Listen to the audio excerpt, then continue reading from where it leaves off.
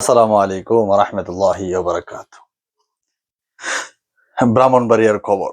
তার জন্য আগে সেফটি ফার্স্ট, তারপরে সমস্যা আছে।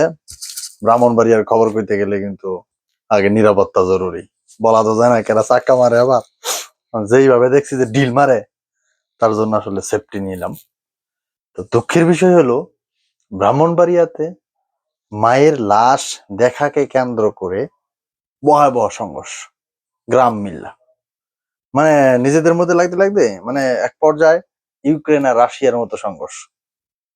আমরা কিছু ভিডিও তো দেখি ফেসবুক বা খবরে, যে অবস্থা দেখলাম যে কাঁপায়, ওরে পাইরে কি ডিল মারে। তার জন্য আমি আবার একটু নিয়ে সেফটি দিছি যে ডিল যদি আবার আমার উপরে পরে, খবর পেতে গেলে সাবধান। তো এই দুনিয়ার মধ্যে ব্রাহ্মণবাড়ি একটা রাষ্ট্র যেখানে ঝগড়ার কোনো কারণ দরকার নাই, মনটাই চাইছে কারণ তারা তৈরি করে নেয়, এটাই স্বাভাবিক। ভাই মানে কি বলবো, ওই যে আমরা খবর দেখি দেখি তো এগুলো তো অবাস্তব না, বাস্তব। আমাদের পাশের গ্রামই, পাশের রাষ্ট্র, বাংলাদেশের পাশের রাষ্ট্র এটা, যেটা হইলো ব্রাহ্মণবাড়িয়া রাষ্ট্র। তো আসলে বিষয়টা দুঃখের। হাসি পাচ্ছে তাদের কর্মকাণ্ড নিয়ে। দেখেন, তার মা মারা গেছে, সে তার মায়ের লাশ দেখতে, তো সে নাকি কুমিল্লা থেকে একজন আসছে যে দেখবে, সে কুমিল্লা থেকে আসতেছে, সে কুমিল্লা মনে ছিল বা কিছু।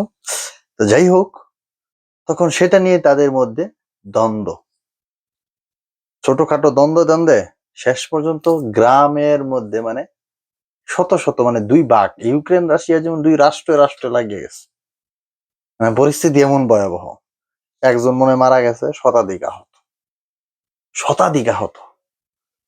তো ফেসবুকে তো আবার ব্রাহ্মণবাড়িয়ার লোক আছে, কোন জানে ঢিল সিল মারে, এর লেগে সেফটি নিয়ে নিছি, ঠিক আছে, সেফটি ফার্স্ট। তো ভাই আমনে ঘর কি ঝগড়া যারা মনে হয় পেটের ভাতও জমে না, এমন হয়। যারা ব্রাহ্মণবাড়িয়া আছেন একটু কইেন তো, আসলে কি এটা কোনো কারণ? হেরা লুডু খেলা নিয়ে কাজে লাগে, হেরা এমন এমন কারণ যেটা আসলে বলার মতোই না। এগুলা নিয়ে তারা গ্রামে গ্রামে ঝগড়া। আর ঝগড়া কি? সেফটি, গ্লাভস, হেলমেট, তারপরে বুকের মধ্যে ইয়া ভিন্দা নেয়। কি একটা অবস্থা।